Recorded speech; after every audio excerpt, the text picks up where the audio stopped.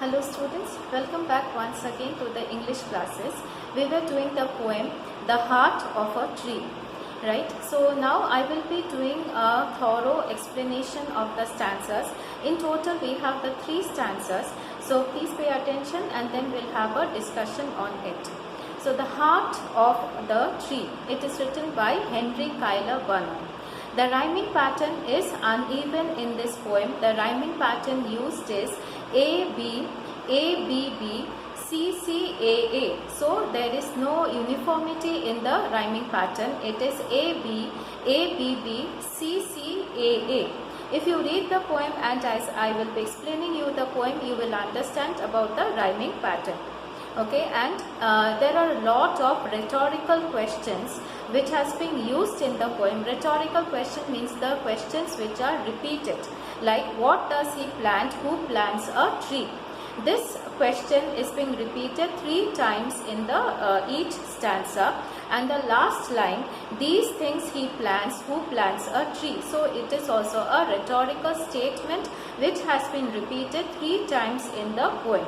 So once again, the poem is been written by Henry Cuyler Bunner and he published the poem in the year 1893. Still the poem is very much important and relevant in today's days because of the widespread deforestation and the cutting down of the trees, the urbanization, the development activities that the human race has undertaken and its impact which we are suffering. And it has caused a lot of destruction, not only in terms of the climate change, the global warming, but we are not getting any benefit out of cutting down the trees. So one who plants a tree, what are the benefits that he is giving not only to the present generation but also to the next generation? This will be explained in this poem thoroughly. So what does he plant? Who plants a tree? This highlights the thought of how beneficial it is to plant a tree. So the first line is, what does he plant? Who plants a tree? This is the rhetorical question that the poet has used. He plants a friend of the sun and the sky. So the tree is now the friend of the sun and the sky. Okay. He plants the flag of the breezes free. So the tree is acting as a flag, like the flags will be swaying when the breezes will be there will be a strong wind or the breezes will be flowing. So and also the soft cold winds, the flags will be swaying here and there. So the trees will also be swaying like the flags. The shaft of the beauty towering high. The shaft of the beauty. Shaft means a ray or a gleam. It refers here to the stem of the tree. It will be continuously. It will be growing, and it is here. It is beautifully written as a shaft of the beauty because of the longish growth of the stem. Towering high means growing as tall as a tower. He plants a home to the heaven anigh. So the tree is providing a home to the various other creatures like the birds, and it is very close to the heaven. Anigh means it is very close to the heaven.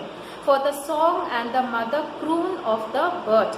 For the mother bird is singing and it is putting to sleep the younger ones, and the line for song and the mother croon of the bird means the soft songs which are sung by the mother bird to the younger ones.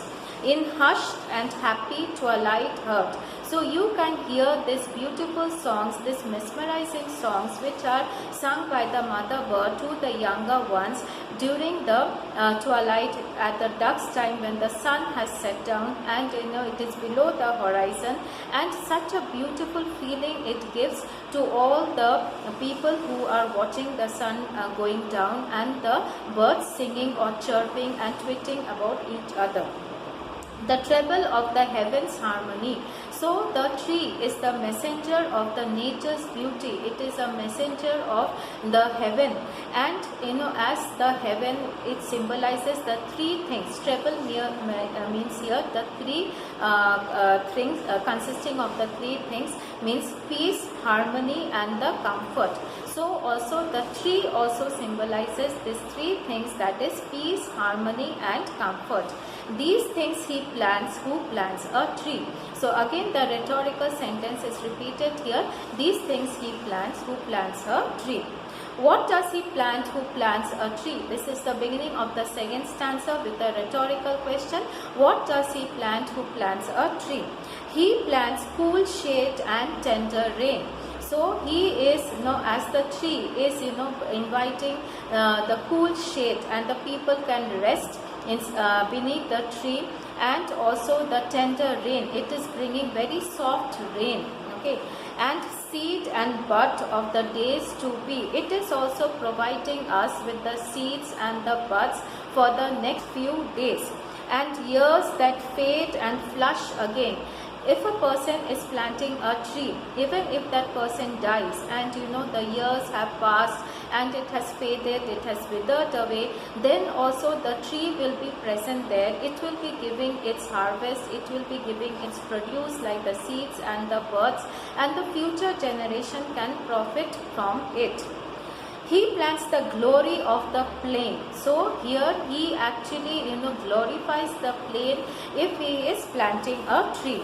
He plants the forest heritage. Okay, so it is like a heritage because the future generation can inherit the property from the tree, the wood, the breeze, the shade. It is a home to the birds, and also it will be producing the seeds and the buds. So all these things, it is a harvest or a production that the future generation will be getting from the tree. The harvest of the coming age, it is the produce for the next years. The joy that unborn eyes shall see. The happiness that the unborn eyes, means the people who are not yet born, the children who are not yet born, the joy and the happiness that they will see, they will witness. If a person plants a tree, he is doing all these things for the future generation. These things he plants. Who plants a tree? What does he plant? Who plants a tree? So this is again the repeat of the rhetorical question in the third stanza. He plants in sap and leaf and wood. Sap is the liquid which is being circulating inside the stem of the tree, and also the leaf and the wood. He is also providing, the person who is planting the tree, he is giving us so many things. In love of the home and the loyalty, he is so loyal. He is loyal to his nation. He is loyal to his neighborhood. He is loyal to his surroundings, because he has given a thing which is of immense importance.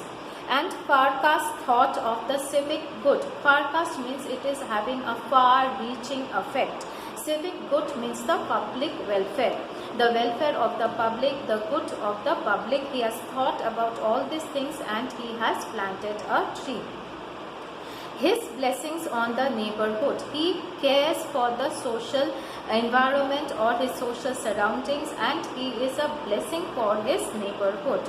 Who in the hollow of his hand, like the hollow of the hand is like this. He plants the tree, so in the hollow of his hand he has planted the tree. In the empty space of his hand, hollow means the empty space, holds all the growth of all our land. So he is responsible and he is loyal to his country, and he is like a true patriot who is responsible for the growth and the development of our country. A nation's growth from sea to sea. So it is developing from one corner to the other corner. Stirs in his heart. Who plants a tree? So it is stimulating, it is a motivation for a person. It is a stirring, means it is stimulating, it is a motivation for a person who plants a tree. He is having immense love for the human race or the mankind. He is a true citizen and he is a true patriot. Therefore, he is planting a tree. Here in the last stanza, there is a use of the alliteration. The figure of speech which is being used is alliteration, and alliteration means repetition of the same sounds. Okay, so use of the alliteration is hollow of his hand. Okay, edge, the word edge has been used several times, hollow of his hand, and sea to sea he stirs, right? Use of the word or the sound S, similar sounding letters, these are being used. So the figure of speech in this stanza is alliteration, and in the entire poem it is a symbolic representation of the peace and harmony, growth and development that the tree brings to the entire human race or the mankind. I hope something you have learned from the video. Thank you for watching.